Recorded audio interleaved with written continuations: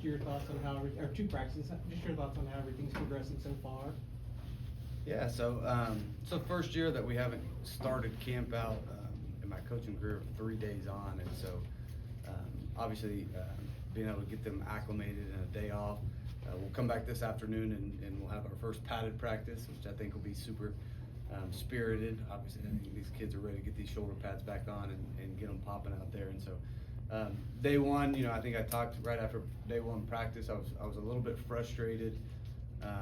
You know, just kind of with you know, I think I said our players were gassed, which they were. And so going back and just looking at GPS numbers and how much they ran first day, heat, outside, all the different things, just tweak some things day two to be able to get better team reps. And I thought our kids responded phenomenally. I thought day two was as sharp of a practice as we've had around here, just holistically on both sides of the ball. I thought, which is really good for me to see. You know, I think, you know, as a head coach, and you go back and you look at it after day one and really figuring out how I could have made it better structurally for the guys, and so made some minor adjustments. I mean, our kids are in great shape right now. We had a great summer, and so I think now, you know, getting back into the flow of things with pads today, super excited. Intentionally, we're going, you know, in the afternoon today. I think, you know, for us to be able to use, you know, this weather to our advantage early on in the season, I think it's important. We practice when game times are going to happen, and obviously, you know, that first game being at 2:30, important that we're used to getting out there in the heat and being able to prepare that way and get our bodies ready and avoid cramping. And then I think always the first practice and then the first game, I mean, there's obviously anxiety that's within these kids and coaches, and I think that adds to you know, how the body responds and how tired they get. But this should prepare us for it. You know, hopefully, you know, we get some hot games early and that we're, you know, well adjusted to it, and our kids can go out there and play at a high level. And so excited about, you know, these next couple days in pads and kind of seeing some of these position battles kind of play out a little bit before we get into our first scrimmage. We'll wait next Saturday. So the next 2 Saturdays, we'll have our 2 scrimmages. One will be in the morning at 11 o'clock, and the next one will be at 6 o'clock. So we're trying to hit all these different times a day that we're gonna play. And so so yeah, been good. You know, started off frustrated. I think day one, day two we went back and forth. Offense did some really good things. Defense did some really good things, and so yeah, it's been a good start. Eric, you played with one of the best receivers ever in the Big 12, and you've seen a lot of the better elite receivers in the Big 12, and really the most accomplished position group here the last 25 years has been the receiver room. So I just wonder, how do you feel about Wyatt Young and his ability to step in line with the very best guys who've played here? Yeah, it's interesting. There's obviously been good receivers here. There's been really good running backs here too. You just look at the history of running backs. You know, obviously you got the big ones a long time ago and having Barry and Thurman, but then you just go down and you go walk into the running backs room and see how many really good players have played here. But yeah, I mean, I think, you know, Michael Crabtree and you put you know, him in a category, and obviously he's made maybe one of the most famous catches in college football history to beat the #1 team in the nation. But you know, I think that Wyatt is continuing to elevate his game at this level.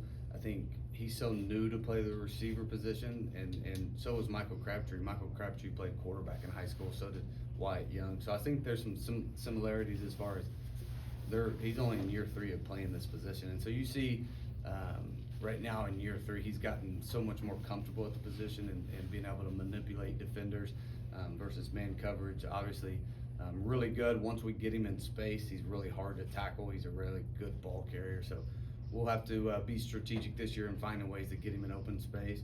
And I tell you too, you know, Miles Coleman has had a good summer and start to this thing as anybody. And so for those 2 guys kind of to be a 1-2 punch, different bodies out there, and you know, Wyatt's a bigger, stronger guy, and Miles is a smaller, twitchy, fast guy. I think we'll be able to really use that combo really well. Sometimes with the portal, we've seen guys change addresses, and they were decent at one school, and then all of a sudden it's like a light clicks on, or the change of address helps them. Can Justin Boick be that guy? Because you can't coach 6'5", and he appears to have pretty darn good athletic traits.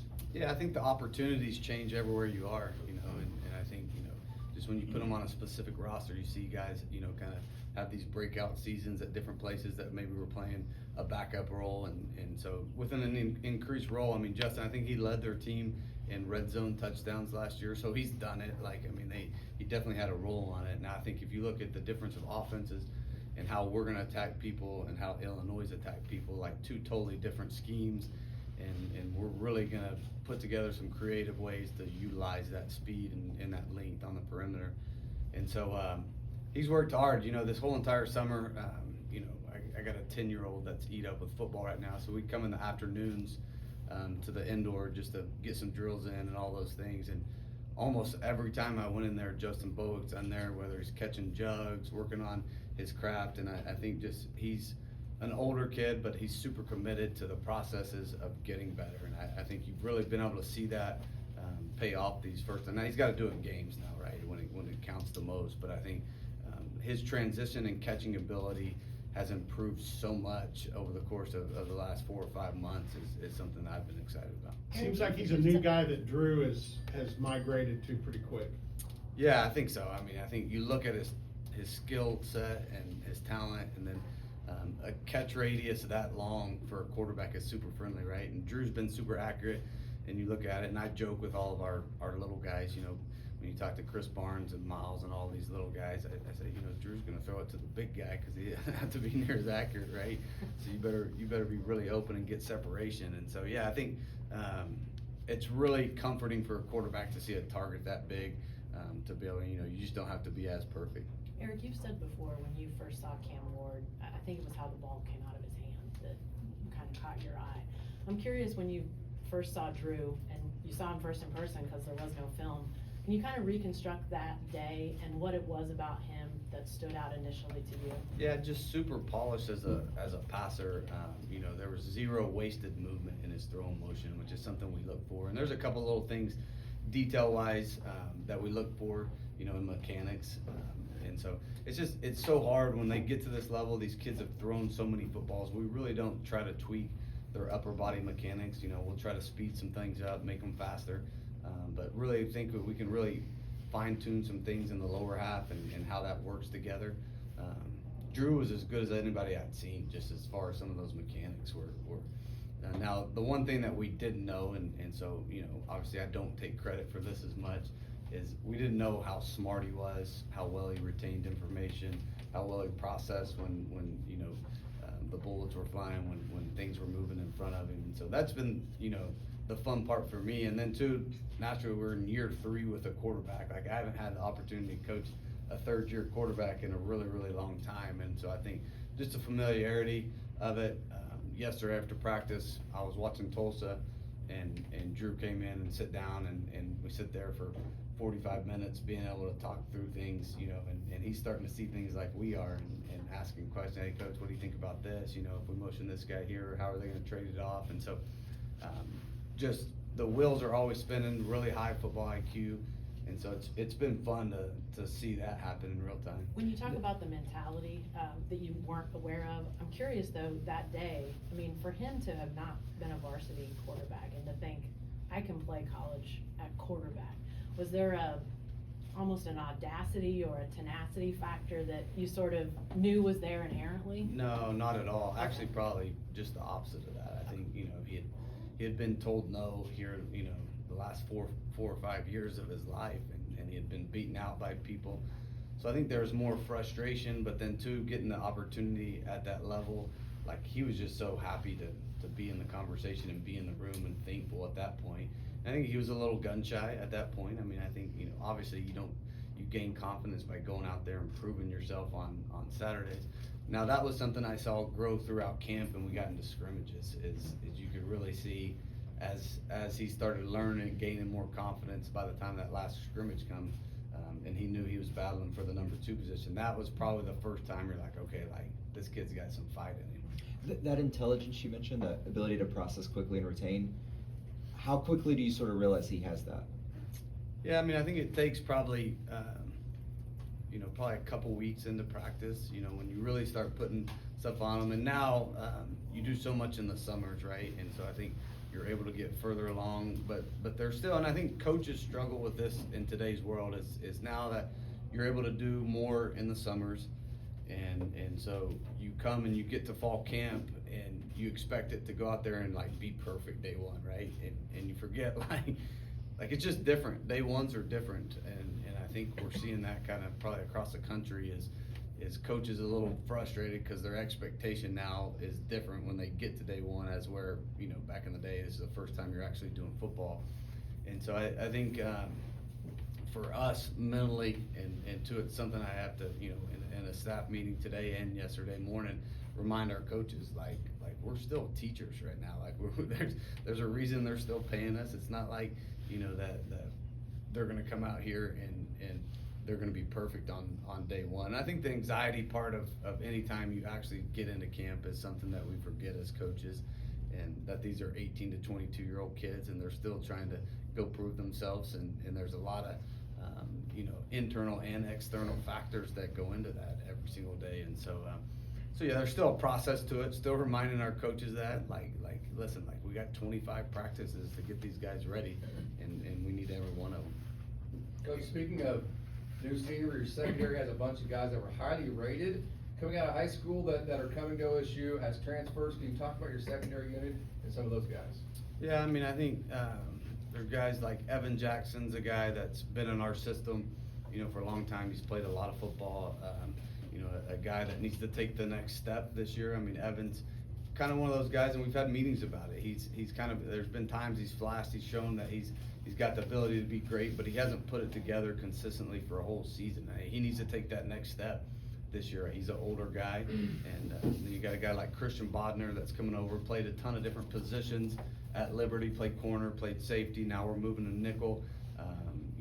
I think he's a guy that is going to be really, really a household name by the end of this thing, just how well he can play man coverage in the slot. He's a great blitzer off the edge. We can be aggressive with him, tackles well in open space, super excited. Mose Phillips, a guy, that's coming in that physically has all the tools, played in the SEC, a smart kid, and he's on the front row of meetings, he's taking notes, he's got a veteran, mentality about himself. And then you got Quentin Hammonds, who we finally got back, who was out this spring. That we moved Quentin. He played nickel for us last year. I think he fits a little bit better as a strong safety for us. Just he's such a great tackler, and that guy's put in those positions a lot of different times. Really changed his body. He had one of the best transformations in my opinion. Looks as good as he's looked. So yeah, that safety room. We gotta figure out who the guys are going to be and who we can count on. You like to have a little rotation when you do it. When you get into the to the cornerback room, tell of a couple different guys like Mo Horn. He's a really savvy veteran guy from right down the street in Tulsa. Played a ton 2 years ago at Texas Tech. Has had an injury or two here or there, but like where Mo is, he's kind of the older veteran in the group. And then, but LaDainian Fields obviously played good at the end of the season last year when he came back, has the skill set to be great. Now he's got to be able to finish and go make some plays, and he's a guy that has a skill set that, hopefully we can eliminate a side of the field and allow him to play a lot of bump and run and man coverage out there.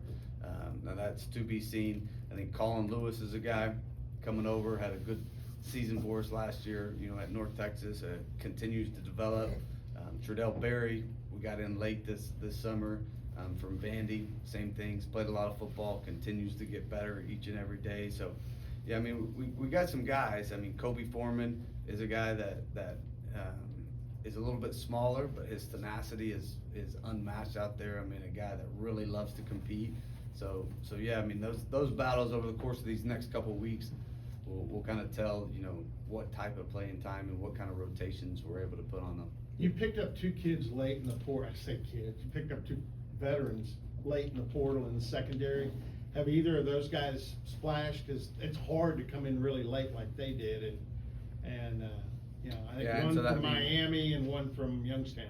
Yeah, no doubt. So we have Piper that came from Youngstown. We actually got a guy, should be cleared now, Bobby Dill is a guy that got in late that wasn't here this spring. That's a junior college kid. And then we have Markeith Williams is a Miami transfer that played. So Markeith is probably getting the most playing time right now, and a guy that has kind of shown that he can make some plays for us. Played quite a bit at Miami when he got here. A little bit undersized, didn't know if he was going to play, and so he needed to put on some weight. He's a little bit skinny. Done a nice job. I think he's gained 12 or 13 pounds right now, and so he's got to gain 5 or 6 more pounds just so his body can hold up. But all those guys should hold really good special teams value for us too, older guys, which is an important piece. And as we put this roster together and talking to the team, those last 5 or 6 spots on the bus are going to be for our, four-phase special teams guys. And so I think that'll be a big part of figuring out kind of what those rosters with Coach Sabota look like. Along that line, I think the roster's at maybe 113 right now. I don't know what your exact number is, because I don't know how many designated athletes you've got. DSAs, But yeah. how many cuts are you actually gonna have to make before the Tulsa game? Yeah, I don't think any as of right now because of the DSAs. Do you know how many DSAs we have? I think we have 10 DSAs, so that's 10 extra spots. So actually, I think we have 2 spots left right now, technically, for our roster to not make any cuts. And so, look at bringing a couple kids back that we maybe had in the spring that can fill some roles for us, and help on scout teams and practice bodies and things of that nature. But yeah, as of right now, I don't foresee us making any cuts. Jacob Sexton played quite a bit at Oklahoma, but also dealt with some injuries. What have you seen out of him, and how can he help you on the O-line? Yeah, Jacob's done a great job, especially in the offseason, just changing his body, and I think this is as lean as he's ever been. He's gotten heavy at certain points of his career. Both of our tackles, him and Lepo, are just big human beings, 6'6", 6'7", long guys. And both of them kind of have the same story is they played, they battled some injuries, and they just haven't gotten the results that they wanted, right? And so I think, as we talked about earlier, sometimes a change of scenery is a good thing for these kids and allows them to mentally reset. Just because this game, obviously is so taxing from a physical standpoint, playing up front, and then frustrating, I think, when you get into a situation where you're a starter somewhere and you go through injuries and the frustration of feeling like you can't perform right. And so, that's what our mantra this year is. We call ourselves the misfits, right? And we have a bunch of people from different situations. Some are coming off really positive situations where they were great players, they got recruited at a high level, that hadn't gone through that before. I mean, you look at, Wyatt and Caleb and Drew and these guys, like those guys didn't get recruited out of high school, and then all of a sudden they have a great season, they produce at a high level, and they have blue bloods all over the country calling them. And then some people, on the contrary, are coming over from big schools that came from a bad situation where they don't have great memories of football. And we've dealt with this, like the psychology of it is something that's important to me, and I've dealt with a ton. You take a guy like Chandler Morris, for instance, that's going, he wanted to quit football, and I still talk to his dad all the time because his dad's so thankful that we restored the love of football and the confidence in him. And I think that's going to be big for us this year, is like the confidence, and when we step on the field, like we believe we can go out there and dominate and play at a really high level and win football games, right? And that's naturally, that's something that we got to go out there and do, right? And we're building to that right now. But I always tell our kids, like, belief is what I think, one of the most powerful drugs in sports, and that belief in themselves, number one, and then carrying on to your teammates and coaches. And so we'll have to work through some of that stuff, psychology. I think they have stuff in their head, some people on our team, that when they're coming from a negative situation, like I got to do a good job mentoring them to getting the belief back in themselves where they do think when they go out there they can do it at a high level. Tate is your oldest guy on the roster. I know. How old is he? I think he's 25. If I could go now. Married, kids, the whole 9 yards. I know you didn't bring him here because he's the oldest guy, but how does that factor in when you've got a guy who is a little bit older and, obviously he's had some football years, but just some years that he brings to the table? Yeah, I think there's just a different level of maturity with some of those kids, and two, it's fun for me to watch, Tate, sitting next to a really young linebacker that's, just got to college and their social lives are like completely opposite, and they're thinking of one of them's thinking about what his 1-year-old's doing, and finally walk in what they're eating, how I need to send my flowers to my wife right now. There's so many different things and then the other guy sitting right next to him going through the same thing on a day-to-day basis, is trying to figure out, who the pretty girls at the sorority house are that just got on campus Yeah. and all the different things. So I think it's cool for me to see them start having connections, and I think, he almost like another older brother mentor and help them through, the different things that come along with being a college athlete and the time constraints and time management. And so that's been the cool thing for me, is seeing the kids at like really different spectrums of their life right now, and then how they can help one another and form a relationship. Looking at a couple other offensive linemen, what do you like about Joseph Hansen on the interior? And then where do you kind of see Braden Nelson fitting in?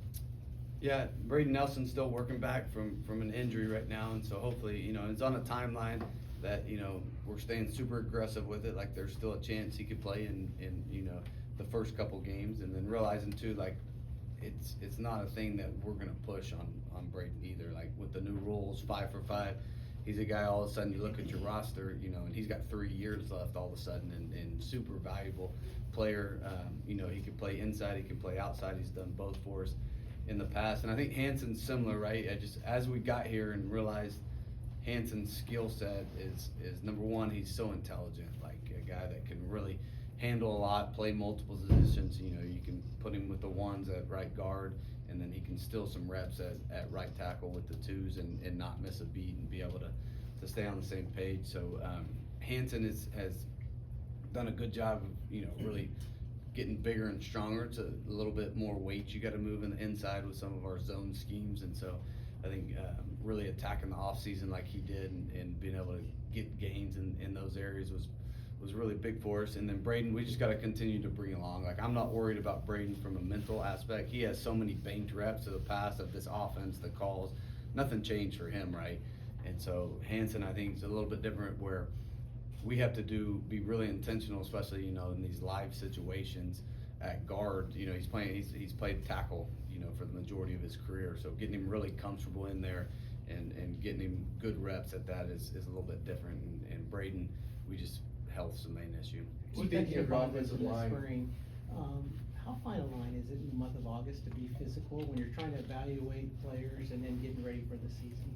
Yeah, I mean, physicality's, arguably the most important aspect to this game of football, right? You're talking about the two most important things we talk about with our players on a consistent basis is like blocking and tackling. Like, those two things are just critical in all three sides of the football, right? Even special teams wise.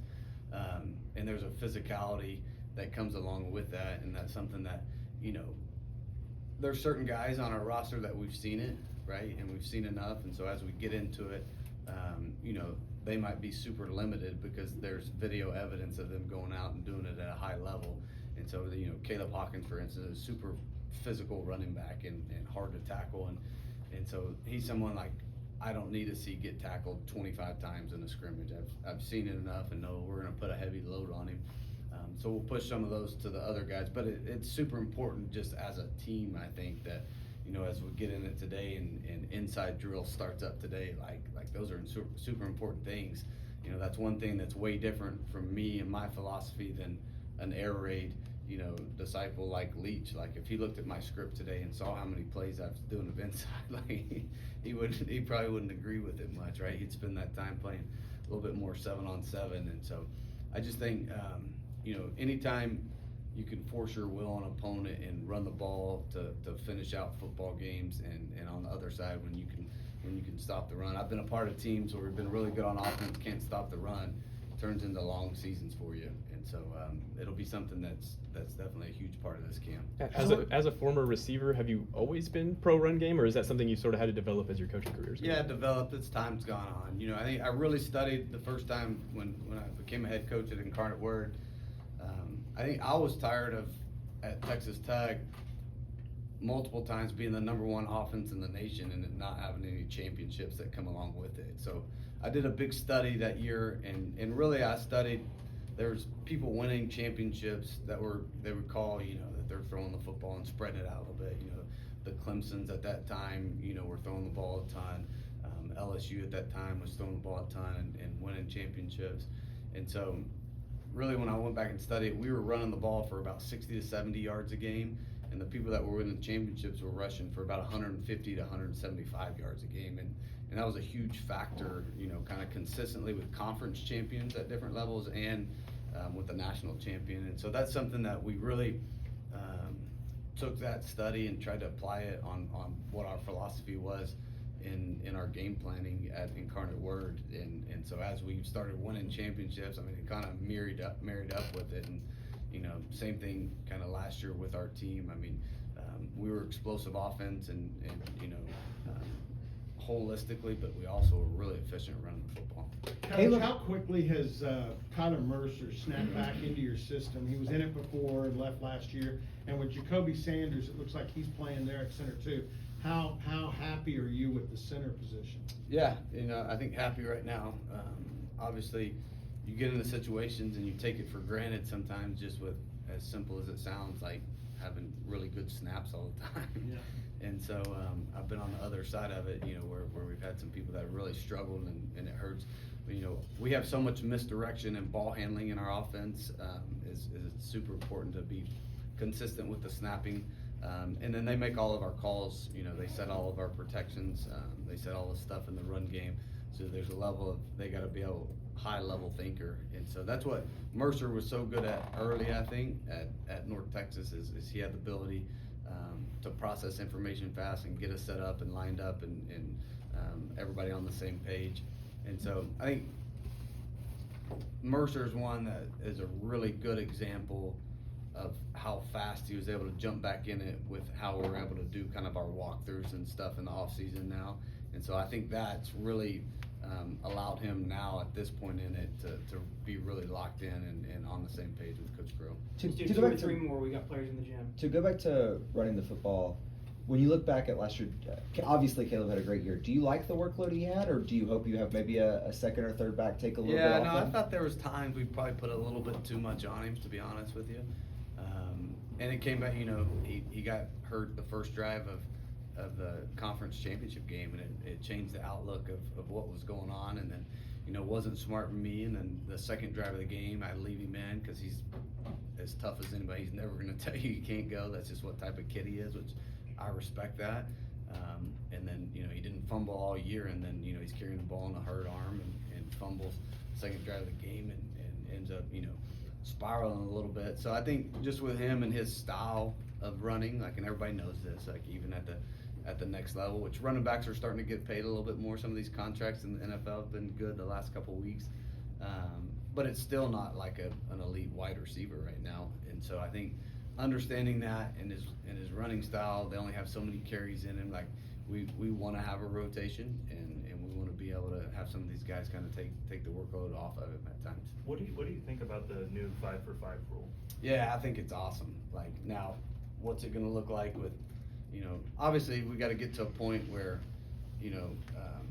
a local judge can change the rules on everything that's going on in the NCAA. So a lot of work to be done, I think, in Congress, and hopefully, the last 4 or 5 months, I think it's going to get a little tougher because, I don't think they're going to get back in session until September now. But hopefully that's something that we can get some of this antitrust stuff done and not allow, a local court to decide something different than what's happening. But I think this cleans it up now, and it's simple. It's 5-for-5.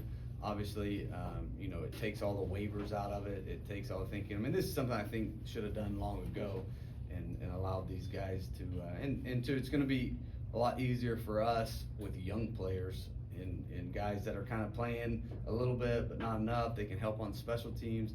And I think Caleb was a good example on that early last year. We didn't know how much he's playing, so we were on a program to see what we're at after 4 games. If he's playing enough, you redshirt him. If not, just for the kids' sake, right? You want to do right by the kids, and a kid that ends up, being an All-American for us. But at some point, it's easier for coaches just to play the best players for 5 years. Eric, the Big 12's This on will be the an last incredible run of parity, 6 different champs, 6 years. Your alma mater's trying to change that narrative. how do you see the Big 12 race? Has Tech separated themselves as clearly the big dog in this conference? Yeah, I think this year tells. I mean, they had one really good year, and I think they built, another good roster from the looks at it. But that's a cool thing about this sport, and I've always loved, and just my mentality, and quite honestly, I have little man syndrome, and so I've had it my whole life. It's just a sport, you gotta come out, you gotta prove it year in, year out, right? And I think nowadays with revenue share, NIL, transfer portal, it's created a ton of parity, and I think fans love parity, and it's healthy for the sport, and I think the NFL's been that way for a while now. There hasn't been a true dynasty in the NFL for a while now. There's all these new teams each and every year that are up there at the top, and so I think it creates that. I think obviously you look at what Houston did last year. I think you look at what BYU did last year, what Utah's been able to do for the last 15 or 20 years. What Arizona State did 2 years ago. Like, there's a lot of things that say, hey, like, there's going to be some dogfights this year, and you got to go prove it and earn it each and every week. And so yeah, I think obviously Tech's been in the media for some different reasons right now, but they're the reigning champs. That's who everybody's chasing right now, and you're going to have to prove it one way or another, whoever is deemed the champion at the end of this thing. Thanks, guys, appreciate it.